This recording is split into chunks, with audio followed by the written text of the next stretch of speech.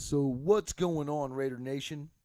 I want to thank everybody for stopping back by another episode of the Raider Critique. And I'm sorry that before we get into anything about this post game review, I want to apologize for not coming out with a pre game review due to I was traveling basically all weekend. Now, I could have done it last week, but to be honest with you, the wind has been out of my sails. I didn't have anything to say about this team that nobody else hasn't said already. So I decided to skip the pregame this week. Although I was gratefully surprised come Sunday after I finally got home from my nice long trip and was blessed and graced with a W that I get to report on today for the post-game review for the Oakland Raiders versus the Arizona Cardinals in Arizona this past week. Now, like I was saying, I was gone. I had to go help a friend move, and I happened to have to go probably about a state away to 2 states away to do that. Well, now he's my neighbor, and, well, it's badass, so, had to go do what I had to do, man. So I dreadfully regret not coming out with a pregame review, but then again, like I said, what could I have said that other people haven't said already? So why don't we just go ahead and pop into this post-game review. We're going to go over the stats, and then we're going to go over the score. And what I would like to do right now on this portion of the video is get my shout-outs out the way. Check out One Nation On Air if you haven't done it already. Mikey Raider, of course, everybody knows who Mikey Raider is. You guys got to go check that out. Watch the channel, subscribe to it, hit the bell for notifications, and be entertained with all types of the Raider content that he comes out with that I neglect to come out with because I'm pissed off at the football team. Then, of course, you have Murph's Fan Cave, Raiders Fan Radio, Watts Raider, Samoan Raider, Raiders _ 1995. There is a bunch of Raider content out here by independent broadcasters who are bringing you this content, so why not go support them? And go hit their videos up with some likes and hit the bell for notifications so you don't miss any of their upcoming videos. So let's get into this post-game review. We're going to go into the stats. Finally get to report on a win, man. This is a damn good week, and I'm happy to be here.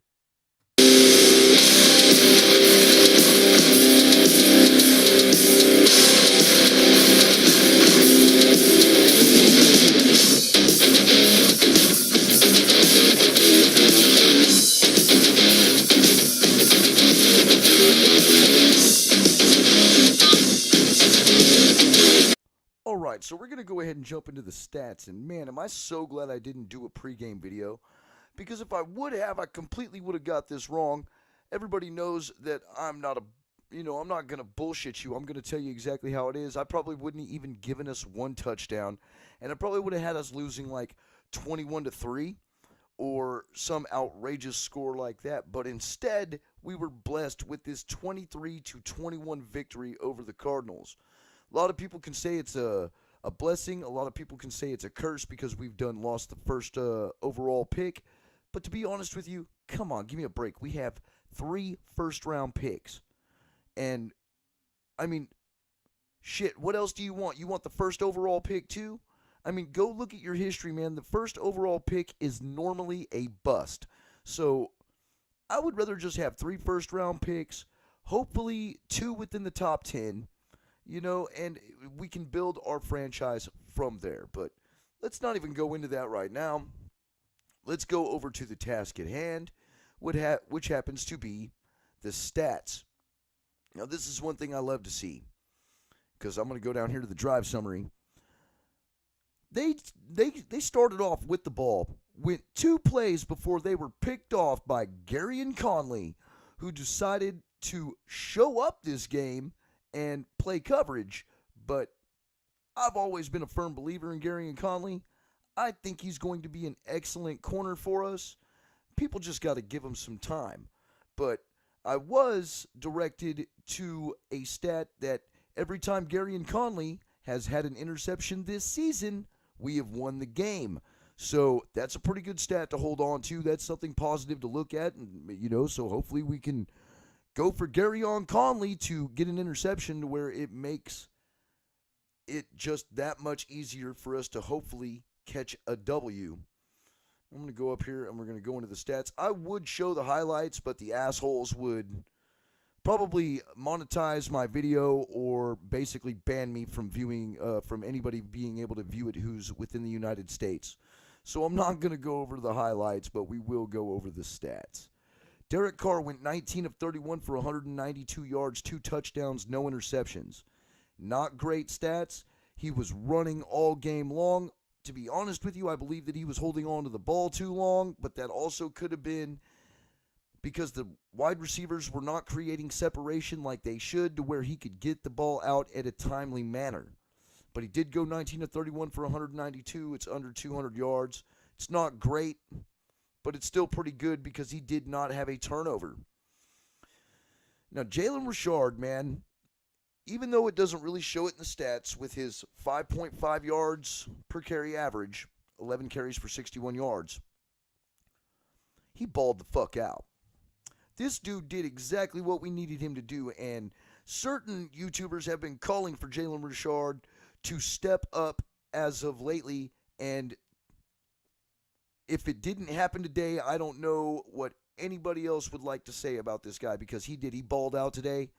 As a matter of fact, he was our primary weapon in the running and via passing game, and we really needed him to step up, which he did, man. Doug Martin had 10 carries for 52 yards, averaging 5.2 yards a carry. And DeAndre Washington is only averaging 3.3 yards a carry for 12 carries for 39 yards. There was one play right there on the goal line where he should have jumped instead of trying to bounce out and bounce around and do spin moves and all this, and he wound up getting tackled in the backfield on that play. We stalled out. We had to rely on our rookie kicker that we just signed 2 weeks ago to basically get us the points that we needed to win this game, man. And I want to applaud our kicker. I didn't even know his name before this week. Daniel Carlson, number 8. The last number 8 that I fucking knew that we had that was any good was Marquise Tuiasosopo. And, man, I'm glad that you're on the team. And, that's also kind of a funny fact because our old kicker that we signed, that McCade dude, actually happened to be the kicker for Arizona this game. And the kicker that we have, Daniel Carlson, came off of Arizona's practice squad. So that's, kind of something that, if you like little stats like that, that's actually true. Our best wide receiver was Marcel Aitman. 4 receptions for 50 yards on 5 targets. So that means he only dropped or was led too far on 1 pass out of the 5 targets that he was thrown to. 4 receptions for 50 yards, man. I knew this dude was going to ball out. I said he was going to ball out during preseason, and all we had to do was activate him. Seth Roberts had 4 receptions for 38 yards on 7 targets. He had a few key drops, especially balls that were hitting him right in the hands for first downs. I actually made a mention of it on Twitter. That play really pissed me off. And remember how I was talking about Jalen Richard? Jalen Richard had 3 receptions for 32 yards on 4 targets.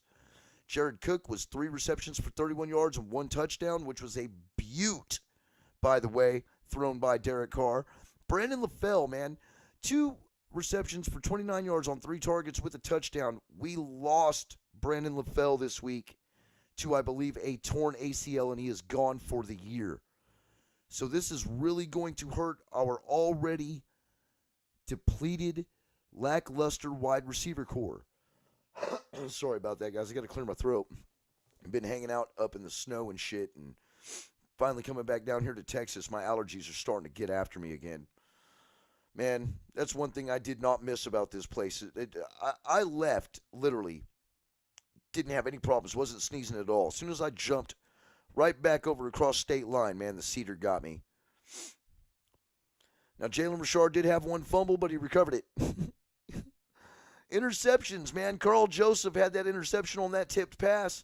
It was awesome. And a lot of people have been hating on Carl Joseph. I believe Carl Joseph is our next safety that needs to be in line to be a cemented fixture of this defense. Carl Joseph is gold. And if we get rid of this guy, we are absolutely stupid. Garyon Conley, like I said before, Garyon Conley, 1 interception for 28 yards, 1 pass deflection. Marcus Gilchrist had a pass deflection, and Rashad Melvin was the one who hit that pass up in the air for Carl Joseph to make that interception. Now, our pass rush, even with as lackluster as it is, and how we have not been able to generate any type of quarterback pressures this year, we looked pretty good this week. Now, I know we were going against a banged-up Arizona offensive line, but, hey, I'm going to take my victories where we can get them, especially for this year. And to hear Whitehead had 6 tackles, 1 assist, 1 tackle for a loss. Maurice Hurst was beasting out. He had 5 tackles, 1 sack. Rashawn Melvin had 3 tackles. Carl Joseph had 3 tackles, 2 assists. Frosty Rucker had 2 tackles, 1 assist. Darrell Worley had 2 tackles.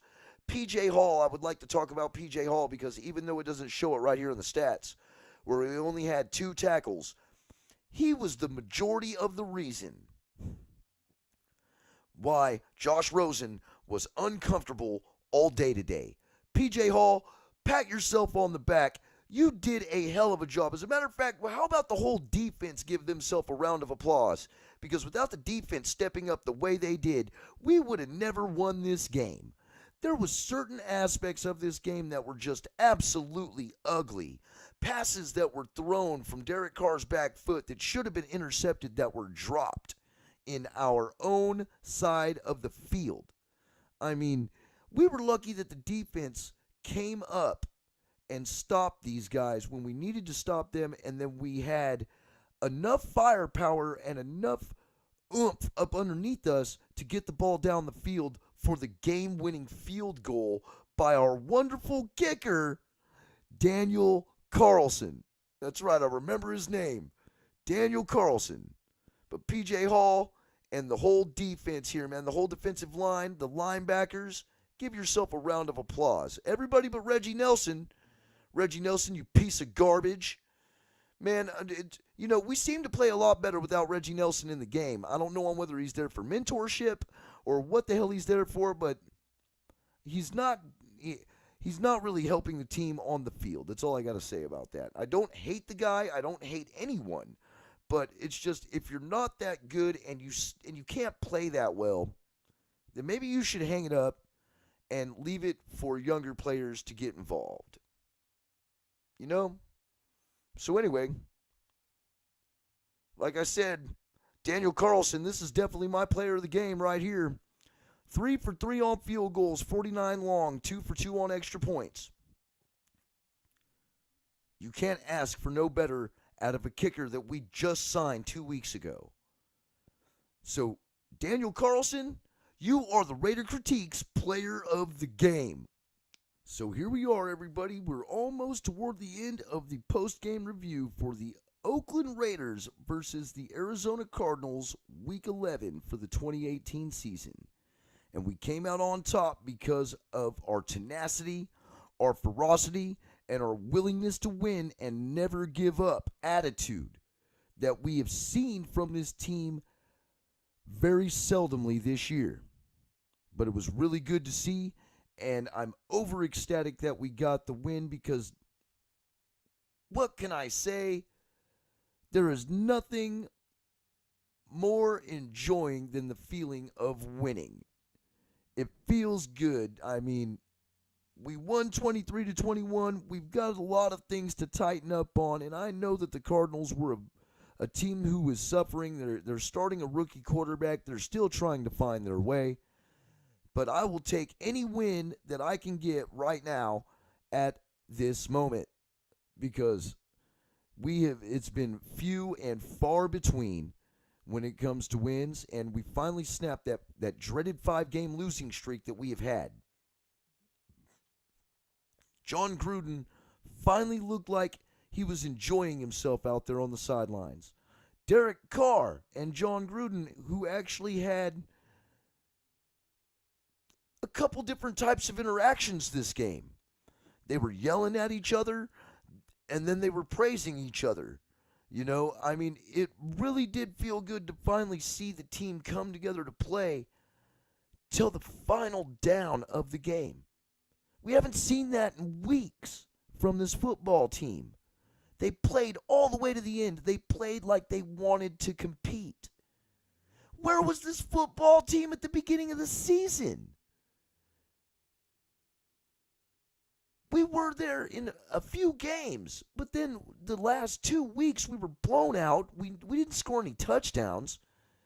You know, it was really easy to go ahead and throw in the towel and say, you know what, we might as well just go ahead and give up because we're not going to win another game this year. That's exactly what I said. But lo and behold, they proved me wrong. We came out on top of the Cardinals 23-21, and I couldn't be happier. I could not be happier. Well, I could be happier if we would have blown them out 42-0. And if our record was a little bit better, but I'll take what I can get. Because to be honest with you, it's been a rough season, and it's been really hard to watch football. It's been really hard to watch the Raiders because most of the time they just don't, it seems like that they just don't know how to play. But they played this week, and even with the hiccups, with all the hiccups that our offense had, and our offense had a lot of hiccups, okay, the defense stepped up. Now, this is what we were missing when Khalil Mack left, okay, was the defense stepping up, somebody stepping up to put the ball back in Derek Carr's hands to give him another shot. Derek Carr is clutch. It might not look pretty, but he gets the job done. You just really need to, receivers, you need to get open so he's not holding the damn ball so long, man. It scares me every time he gets hit back there. And every time he goes to try to take off running, he knows that he's waited too long. And there was quite a few plays back there where he waited too long to get rid of the ball. You know, you got to run outside of the hash marks, and you got to throw it outside, Derek. You got to throw it out of bounds.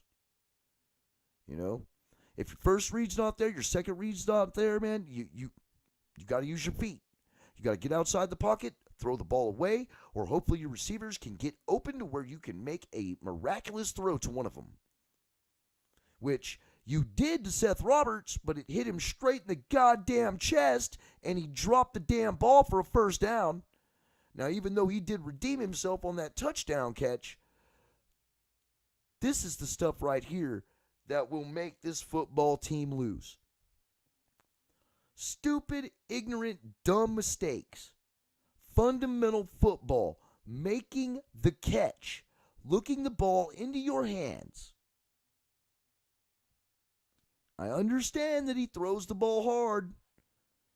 But, bro, you're Seth Roberts. You're overpaid.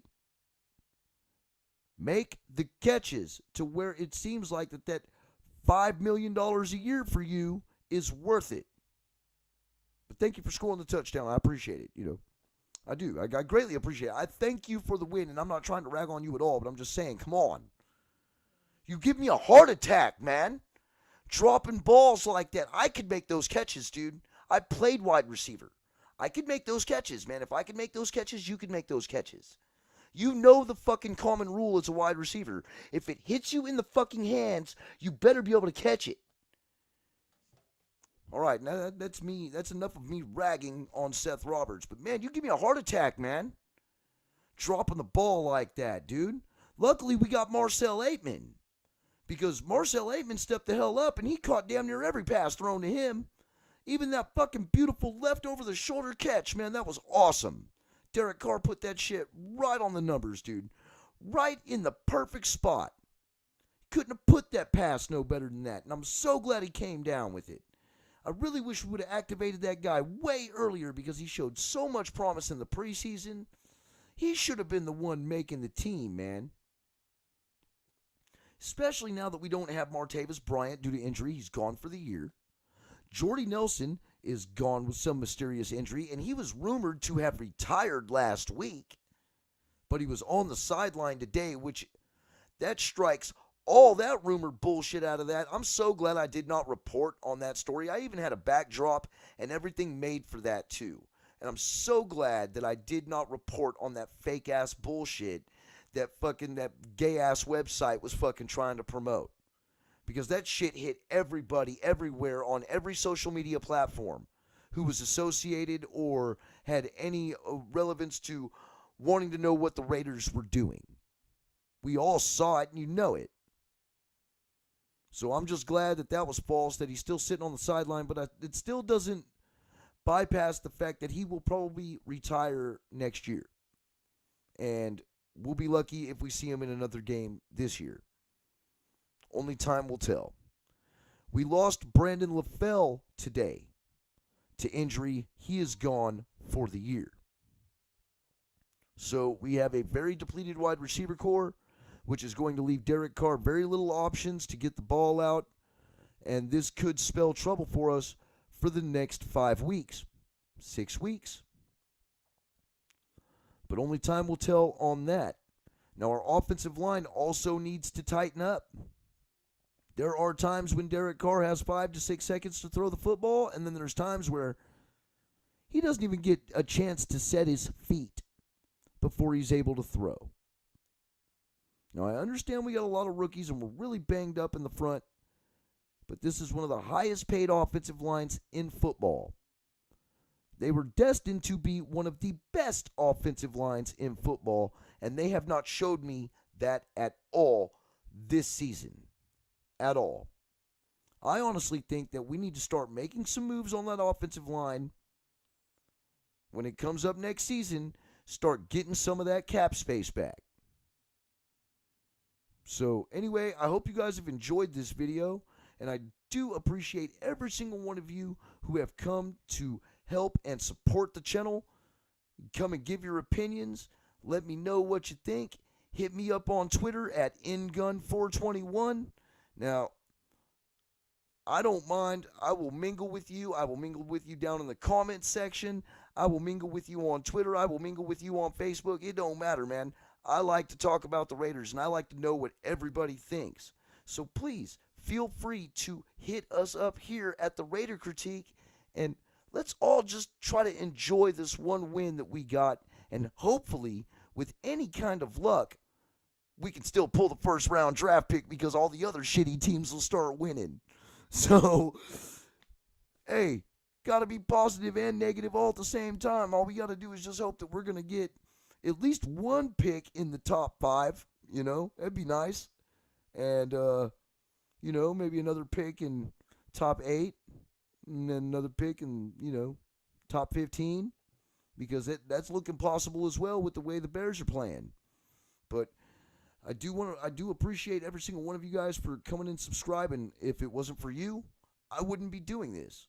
And I want to shout out again to everybody that I listen to, and I did want to talk about, because I went on this long trip, and it was about 3 or 4 days. I spent most of my time driving, but I went and downloaded before I left. I went on Raiders Fan Radio off of Murph's Fan Cave on YouTube and downloaded the Randy Hansen stories, part 1 through 4. Now, if you guys have not listened to all 4 of these, then you have no idea what you're missing out on. This story here, and I don't mean to make this like a promotion for anybody's page or nothing, but man, this is very good material, very good information for all of us to know. Okay, because this guy bled silver and black ever since he was a child. He wanted to play for the Raiders. I mean, he explains the whole story throughout the 4 episodes on Raiders Fan Radio, and it's a real good listen. And it happens to be the coach that got hit by Tom Cable. It will give you a completely different outlook on how this organization is run, and it will give you a completely different outlook on exactly how they like to sweep things under the rug. And it's all in the name of the integrity of the Shield. Okay? It's a real good listen, man. You guys need to go check that out. And it's the only channel that's got it, man. He went directly. Mr. Hansen went directly to Murph, bro, and gave him this interview. So why don't you guys go and check that out? And why don't you guys let me know what you guys think about that down in the comment section or something? So anyway, this is the Raider Critique. I'm signing out of here. And I'm going to be at you guys next week with a pregame video. I promise I will do a pregame video next week. And also, we'll talk about the state of the Raiders once more. So, until next time, Raider Nation for life, man. It feels good to win.